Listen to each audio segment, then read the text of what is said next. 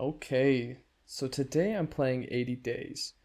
It's a little game loosely based on that old book, 80 Days Around the World, or whatever it was. But in like a steampunky, solar punk kind of Earth. It's like a parallel universe, and so this is published by Inkle, who released another game that I love, love, love. Which is called oh goodness, what's it called? It's called Heaven's Vault. That's it. Heaven's Vault, which is a game where you decipher a language and travel around a nebula that has seen better days. So this one's a storytelling game where it's like a pick your own path, and there's all sorts of things that can happen, and you can choose your attitude towards people, and you kind of have to manage some resources. It's pretty fun. So let's get started. It says, I have entered into the service of a new gentleman. It would seem he is a gambling man. And here we go.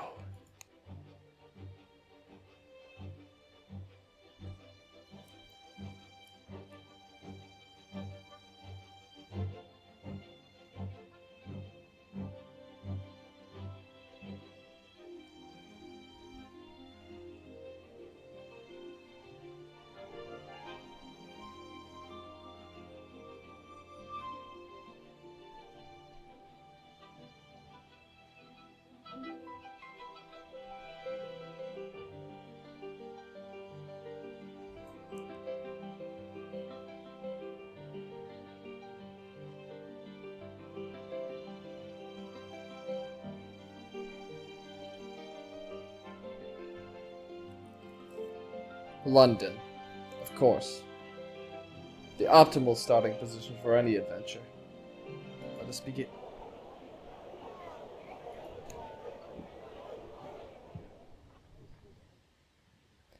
My master returned home from the Reform Club with a strange gleam in his eye. Passepartout, said he. We're going around the world. Pack my evening jacket. There's not a moment to waste. Well, let's go. We started with £4,000. Now, let's pack. What would be useful to bring? Brazilian snuff. Well, we have to bring that. Oil paints. So you see it says valuable in Vienna, Thessaloniki, and Odessa. I could take these paints and sell them in those cities for a good amount of cash. But, I don't know. I think I'll just take the jacket and, forget it. We'll get the paints. We need these paints. You can't go on a worldwide adventure without paints. Excellent. Let us depart. Now, it's only two options, Cambridge and Paris. If you've really wanted, all of these dots is a city you can go to with particular connections. So I could head up north here, or I could go through Russia, or through the Middle East into India, down this way, and then over and up the United States back to London. Because that's our goal, is to get back to London in 80 days or less. I think I'll choose Cambridge. And with each trip, it tells you how many suitcases you can take and how much life your master will lose. Because he's a gentleman. And so he's not exactly fit for travel.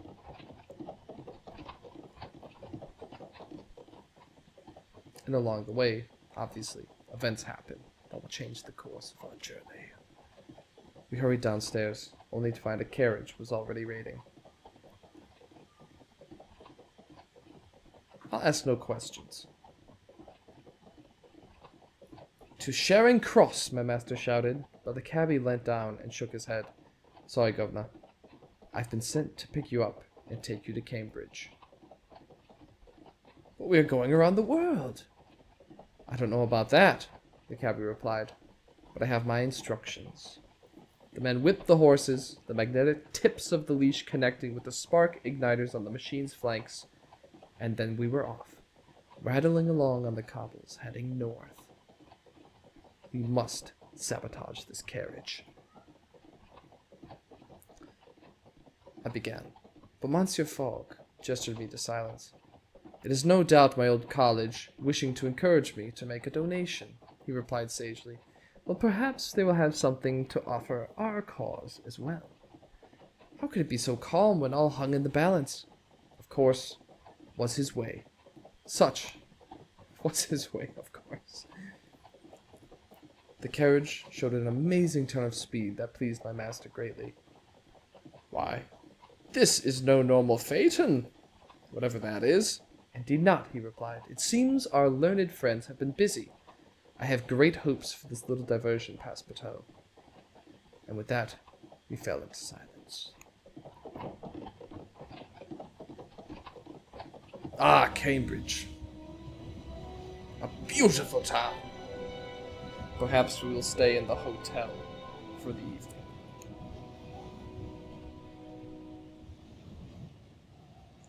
The carriage set us down outside the gates to Trinity College.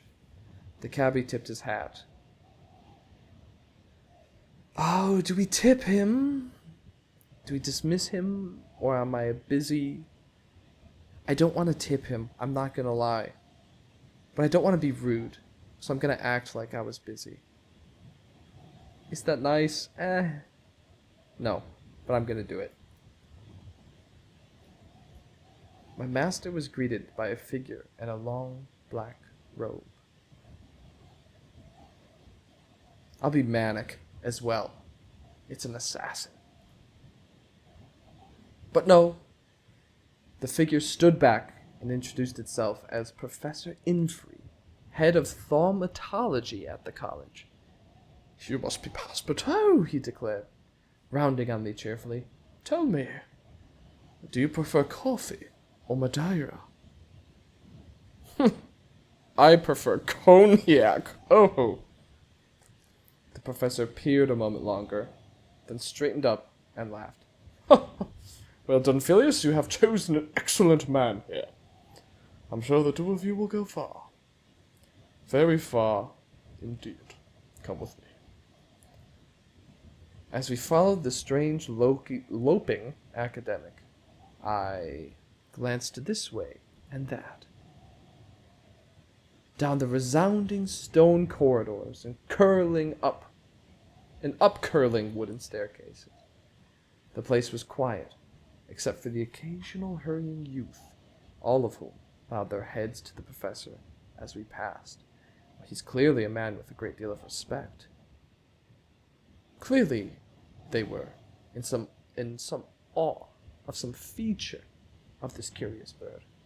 We arrived at his study. An island of a desk surrounded by a small library that had carelessly tumbled out of its shelves. I hear you are going around the world, Phileas, the professor remarked, and we would like to offer you some assistance. That's most generous, Monsieur Fogg remarked. Not really. You are a Trinity man. Your expedition will be for the glory of Trinity College. We will put it in our periodical, you say. It will annoy Oxford terribly. Ah, there is always an angle. Still, the idea that this strange old gentleman could help our cause was intriguing, and I leant in to hear what was on offer. But, declared the professor, enough business.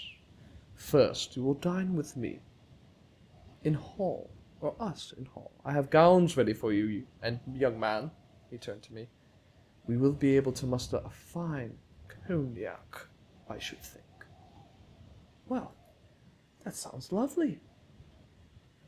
We were drinking, conversing, talking about all sorts of silly and wonderful things, and I became somewhat sozzled, much faster than I realized. And when we retired to bed, there was a smile on my lips and a cry of, "What a marvelous adventure," on my tongue.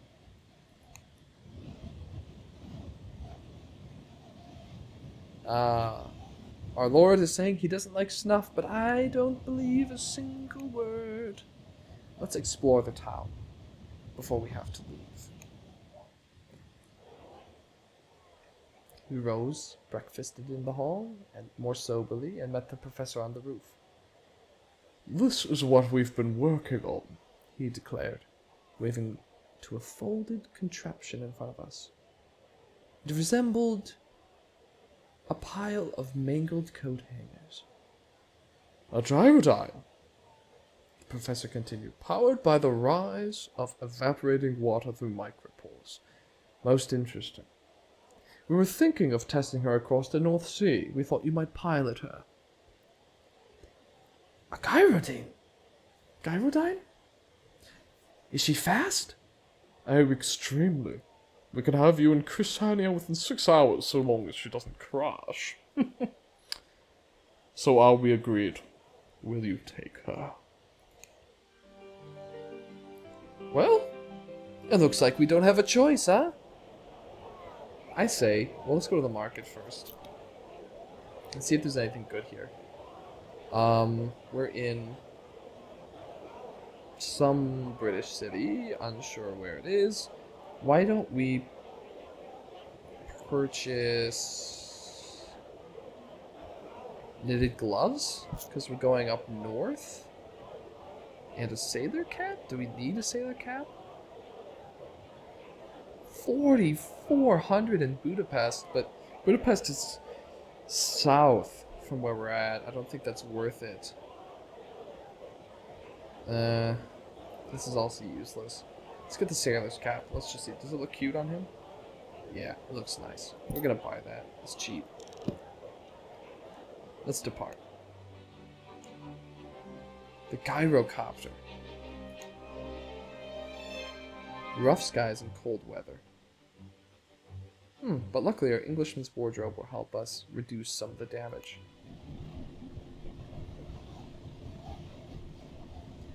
This is fantastic, a gyrocopter. It just brings you into the world, you know? The pilot touched the control, and the gyrodyne began to smoke and hiss. We just clambered aboard. "Next stop, Europe," the pilot declared. Isn't UK in Europe? The great craft unfolded its wings, seemed to pause a moment as it waited for a gust of something, and then we were up, and away, into the air. Now, en route, I can tend to fog. See, a pinch of snuff. Excellent. See, he likes this stuff. He's a liar, man. The journey across the North Sea was surprisingly brief, the little bird craft bouncing up and down in the air. It seemed to collect water vapor, rise, dry out, then fall, and then repeat the process. That's odd. I feel like you might get sick. The pilot seemed untroubled by this motion, so I took it to be normal and sat back, enjoying the ride as best as my poor joggled cranium would allow. Finally, we settled down on the shores of Norway. "A successful test?" I asked. "We knew it would work," the pilot said. That voice is terrible. "But the professor wants to say you started your journey with one of ours. Good for the copy." Ah, these guys. There's always an angle. I'll have a sip of coffee while the time ticks up.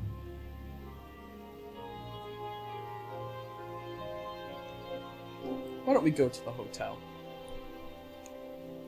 Now, something about this game is that you learn that your character has a bit of a crush on Mr. Fogg, and he lost half his health. What's going on? The streets of Christiania were completely deserted. We did not see anyone anywhere. We found a hotel in the end, but it was deserted and cold. There was no dining to be had. Monsieur Fogg seemed to be quite unruffled. "We'll leave money in the counter," he declared, "and perhaps a note that the service could be improved." The stars came out over the empty city. It was cold, but very beautiful indeed. We'll explore this morning and see if we can find somewhere to leave this wretched place.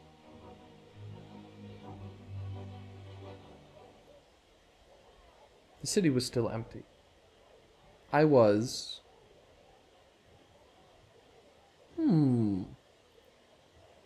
convinced we had arrived during a festival.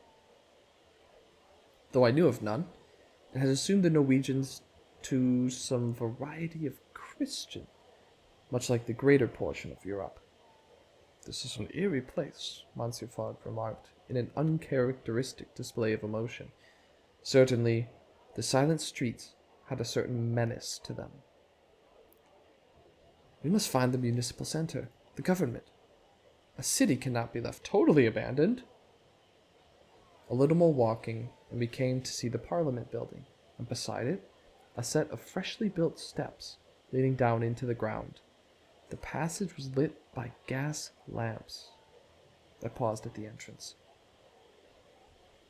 And then I listened by the entrance and heard, very faintly, a rattling sound emerging.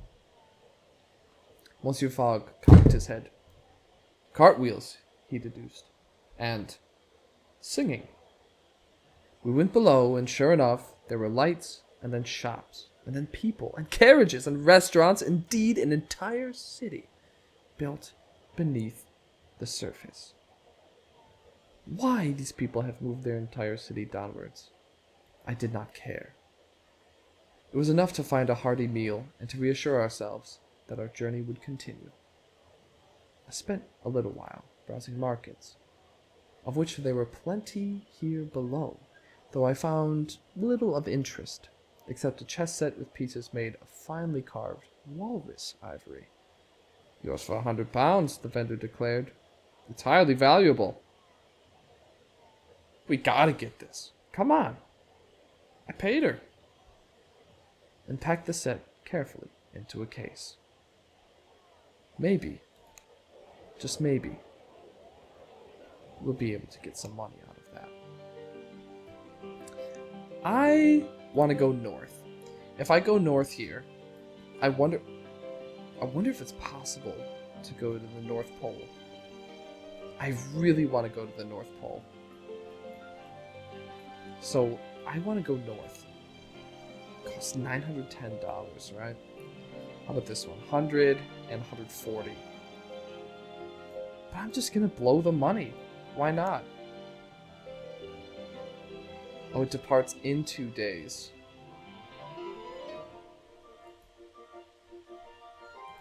But he says it can be... I feel like if we don't go now, we'll miss our opportunity. He says it can be negotiated.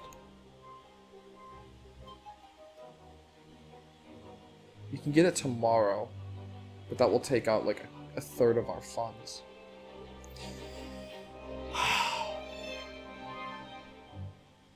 Why don't we stay here for a day or two?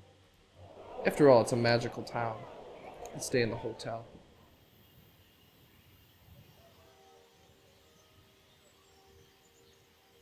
Let's say I ran a few errands for the hotelier. That earns us a bit of money. Now, we have a trip to Stockholm. I don't really want to go. I want to go to Tromsø? Not sure how to say it.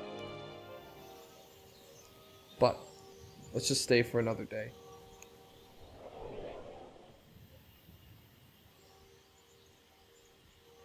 And I think I'm going to need to tend to my master, or this trip will be pretty brutal. So let's take this trip now. Fjordic Flyer. We'll see how long it takes. You know, these blimps, they're not fast. They're not fast. We found ourselves at an airship dock, blowing clouds of white steam from our mouths as we waited to board. The captain, a shockingly blonde lady with stern, sculpted features, brought us tin cups of hot tea and insisted on punching us each on the arm. I punched back in comradely fashion, and she frowned, but beyond that, there was no particular rebuke, except, of course, from my master. "It is good for a pilot to have some spirit," he remarked. "It suggests they may not be totally helpless in circumstances of some pressure." We boarded the airship, lifted up, and rode it up the coastline. I think what I'll do is I'll have a conversation with someone. Why don't we talk to him about this chess set? We're playing chess together. How about this place we're going to? We came to Helsinki by freight train. The journey's tiring. The North Pole. Via Smeerenburg. So we want to go to Smeerenburg. Wherever that is.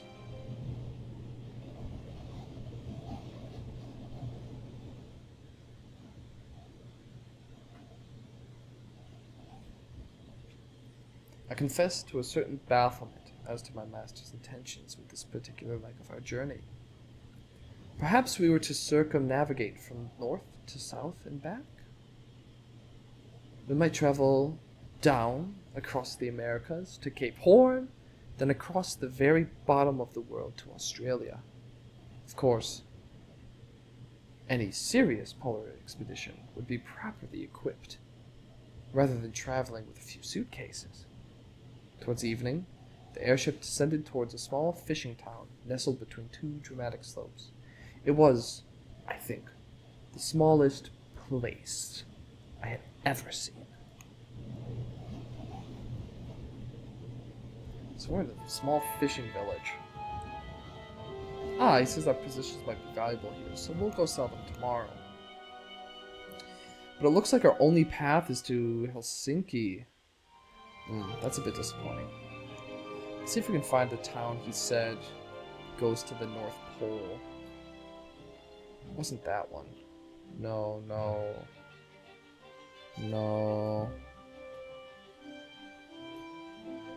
Winnipeg, Winnisk, Ottawa, Quebec. No. It's Smeerenburg. We gotta find a way to get to Smeerenburg, man. Let's see if we can figure out a path. Tromsø by night was no more endearing, and it was substantially colder. I did little but wander in a state of some isolation, until I stumbled upon a bar in which several fishermen and women were playing chess matches. It was hardly fine entertainment, but it passed the early part of the night, and when I finally retired, I had at least learned a few more colorful Norwegian words for seal. Let's wait for the market. All we gotta do is... I just did 2 hours. Oops. Iron ore. Russian, air traveler. The snuff sells for quite a bit. Let's sell that. And the gloves. I need the gloves. Let's get these glasses and this hat. Let's see if we can find someone who knows the way. Aha! Yes! We're going to Smeerenburg. I walked the streets of Tromsø, a pleasant enough perambulation, thanks to the dramatic slopes and the glacial lagoon.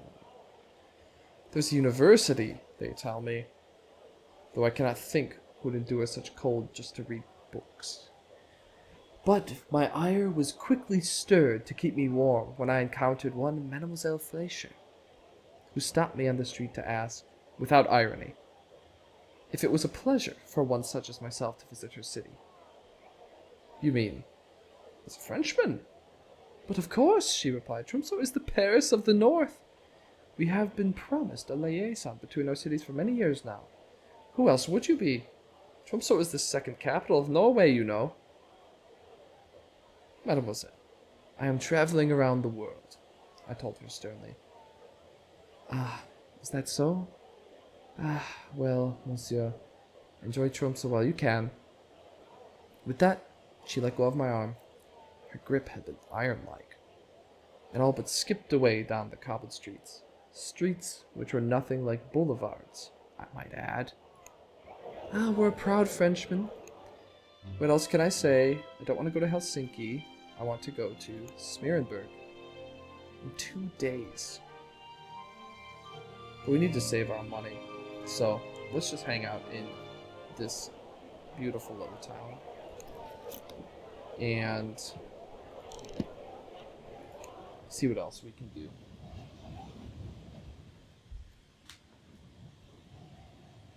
I went to stretch my legs and found a charming Slavic artist who had mislaid a locket, which I spotted, and who then, between outbursts of great political passion, told me that you could obtain candles of scented rose in Moscow, extremely valuable in St. Petersburg.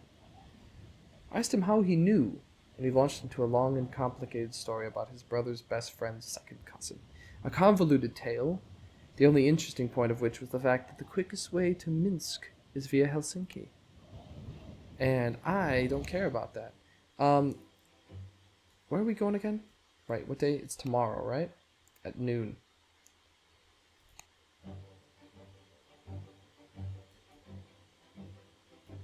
Let's save our money. Wasting days. But it should be quick, right? We took a room and settled in. And I want more information.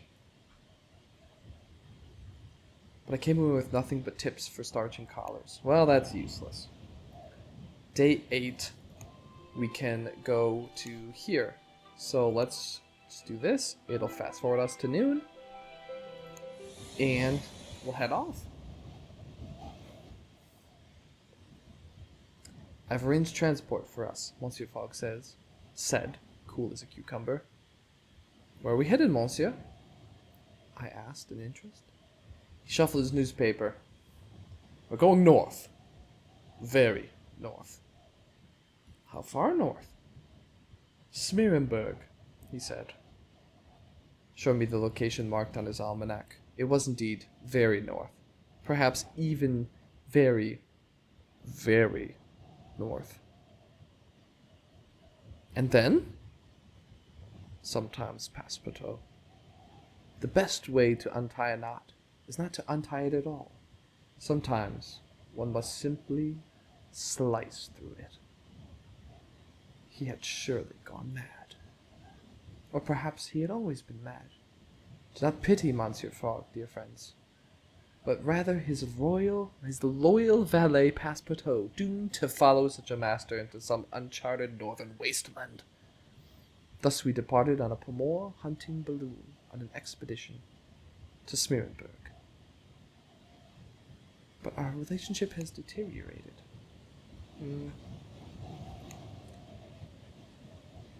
There you are. Let's play chess again. Let's learn about the journey, perhaps.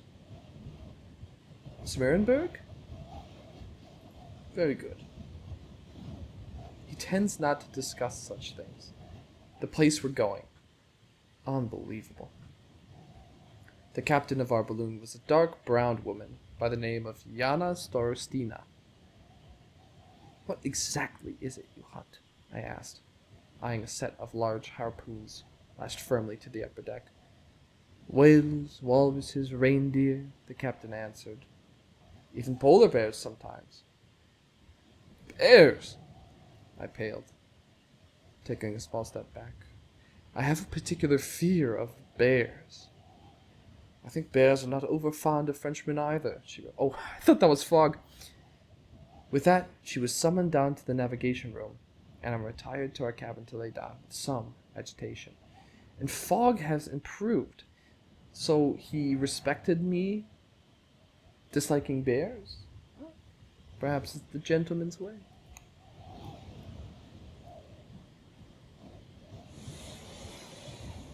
I'll tend to Fogg. Oh, ran out of time. The balloon seemed to make good time through the colder air. Below stretched an endless, ice-like sea. This was the top of the world, a place few men and women had ever seen, and yet there were still those who treated it as commonplace. I asked our captain if there are many people here in the north. She laughed. There are enough to start an argument, she replied. More than enough for that. And then we were sinking lower, and we watched a whaling ship bring in a bleeding leviathan from the sea as we settled down to land.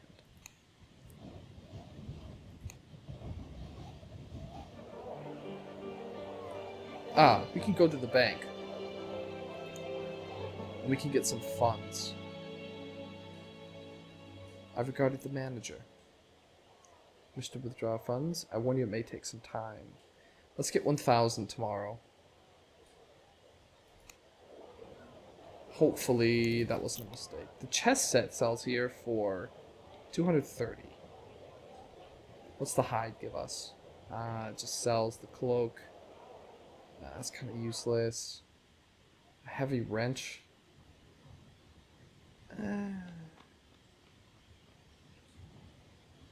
Whatever. Let's just wait for a day. And hopefully, we can find a path to the North Pole. The stench of Smearenburg was all-pervading. It mingled with coal smog and thick plumes of steam to form a foul miasma that hung thick and grim and unaccountably oily over the settlement. I took a few deep breaths, trying to accustom myself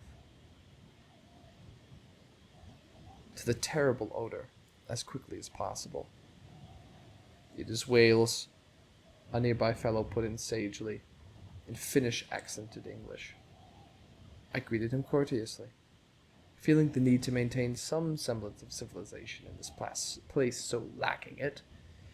The men pointed at several copper kettles nearby. They were set into brick ovens, belching black smoke from their chimneys. They render the whale blubber there for oil and fuel. You become accustomed to the smell. I introduced myself to him, and though he shook my hand, he shrugged as he did so, as though our meeting was of little note. I'm Viti Jokinen, he said. You don't look like seal hunters or smugglers, so what are you doing here? Why do you ask? No great reason. I had hoped, perhaps, that you were geologists. Do you often hope for geologists? Seems a slim hope in these parts. It is the Arctic, he shrugged. After hunters and adventurers, scientists are the most common breed. So what is your purpose here? He smiled and pointed to his collar, where a copper lily pin gleamed metallic against his furs. I'm an artificer. There's a guild outpost here? No, that's in Virgohamna, nearby as those things go. I'm here on an expedition to the North Pole as it happens. This is our key. We're going with him. Monsieur Fogg's demeanor altered entirely. You don't say, he remarked. My good fellow, let me buy you. Whatever it is they drink here. I waited to see Monsieur Jokinen's response, but a moment later, both he and my master were gone, away down the street, and plotting like rogues. I'm dependable. Opens at 11. We can explore. We got time. Let's see what else we can get. I walked the cobbled streets and went around. Stuff about whales, flesh, and shivering prostitutes and taverns. I could not stop thinking about the North Pole. It was a dream, a myth, as much as any real place. It was one of my dreams, too. What child had not read the story of Franklin's lost expedition of 1845 and imagined themselves finding his ship, perfectly preserved, of sailing into the pure white and making something unknown known? These were my thoughts at the moment my master returned. Passepartout, he announced. We're going to the North Pole. I will prepare some hot water. After all, What else was there to say? Now this is exciting. To the North Pole we go. We'll wait for the bank in just a couple of minutes. Receive our funds. And then we'll be able to head out. We've got some cash now. Now. And nothing at the market. When can we go to the North Pole? Tomorrow at noon. Excellent.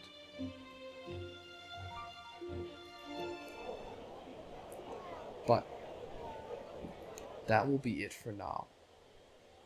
I have some dinner to prepare. So I hope you enjoyed watching. This was a little taste of 80 days. I'll probably continue this journey later. It's been a while since I played this game, and it's really enjoyable. Hopefully my voices weren't too cringe. So if you liked it, there'll be more to come. So thanks for watching, and I'll catch you next time.